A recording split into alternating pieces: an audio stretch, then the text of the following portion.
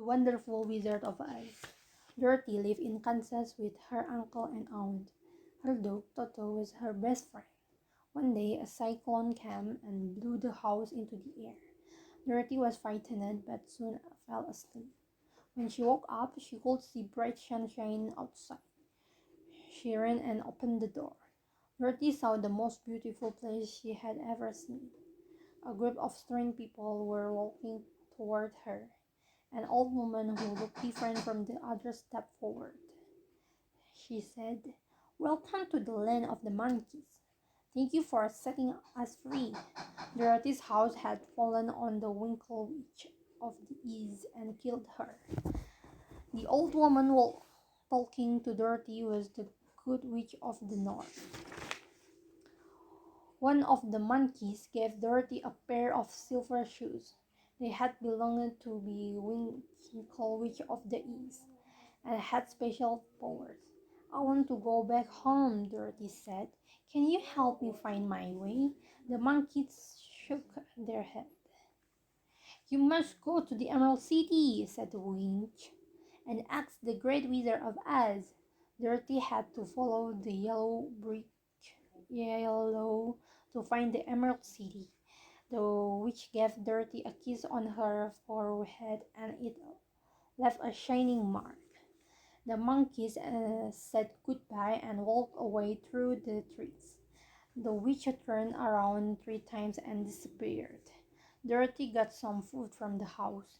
Then she put on the silver shoes, picked up Toto, and headed toward the yellow bridge road. Dorothy met a scarecrow that could talk. She told him that she was going to the Emerald City to ask the Great Oz to send her back to Kansas. The Scarecrow wondered if the Great Oz could give him some brains and decided to walk with Dorothy. Before dark, they found a little cottage. They stopped there for the night. The next morning, they found a little spring of clear water. Dorothy drank, bathed, and ate her breakfast there. As they were about to go back to the Yellow Bridge Road, they heard a deep groan. Neither the Scarecrow nor Dorothy knew what the noise was. They took a few steps over it. They saw a man made of tin. He was standing beside a tree. He had an axe in his hands and looked as if he was ready to go. "Did you groan?" asked Dorothy. "Yes," answered the Tin Woodman.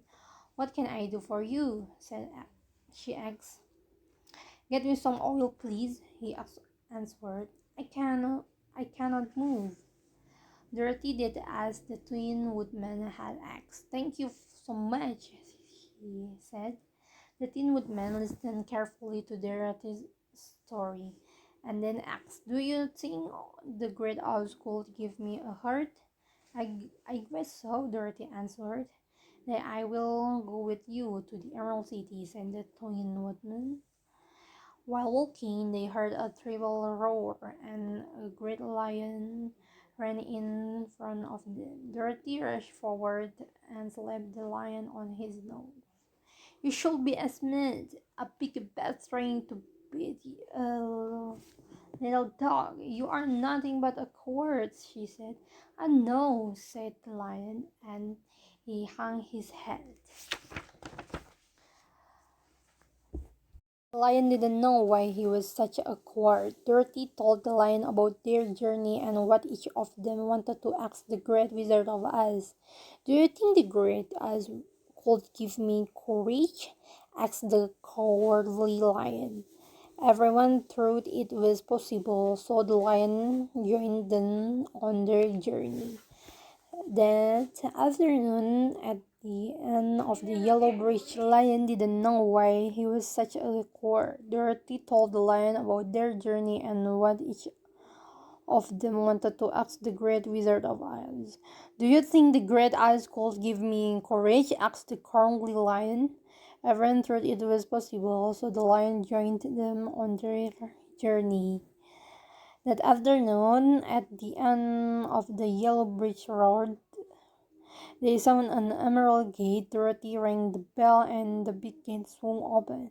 The guardian of the gates asked what they wanted. Dorothy and her friend told him that they wanted to meet the great Wizard of Oz. The guardian of the gates was surprised but opened the next gate. Everything in the Emerald City was a beautiful shining green. The place of Oz was in the middle of the city. A soldier was standing in front of the door.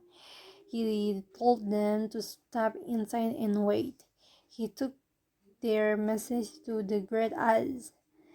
They waited a long time before the soldier returned. He said, "You may come in. The Great Oz has agreed to see you, but only one at a time." Dorothy went in first. A big green marble chair was in the middle of the room, and the mouse had nobody was on this chair. In a strange voice it said, "I'm the great Wizard of Oz. Who are you, and why do you seek me?" Dorothy explained that she wanted him to help her get home to Kansas. "Before I grant your wish," said the Great Oz, "you must kill the Winkle Witch of the West." Dorothy told her friends what the Great Oz, he said.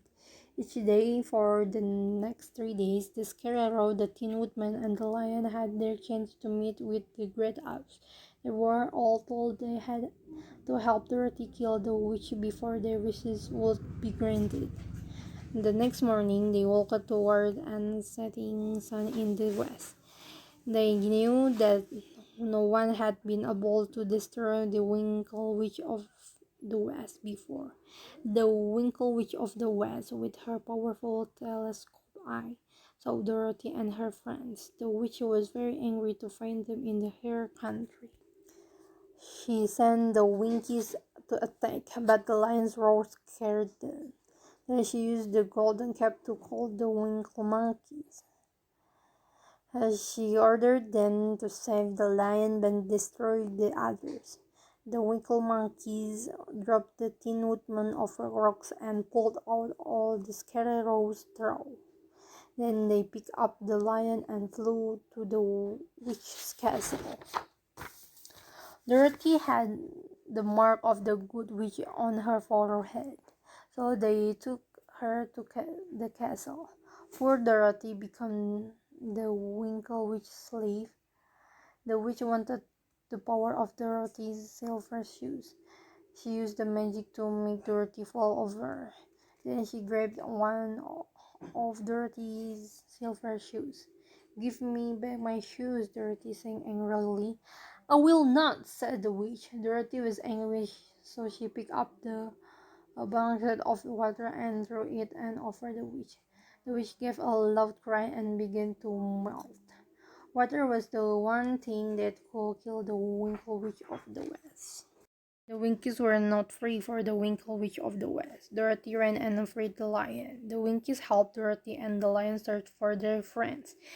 They fixed the Tin Woodman and stuffed the Scarecrow with new straw. Dorothy found the golden cap and took it. After walking for 2 days, they realized they were lost. The words of the inside of the golden cap had magical powers. Dorothy read them. Soon the sky was filled with winkle monkeys. They carried Dorothy and her friends to the Emerald City. The guardian of the gates took them to the police at once. When they entered the room, they heard a voice. The voice told them to come back tomorrow. Suddenly, Toto jumped and pulled down the curtain. A little old man was standing behind it.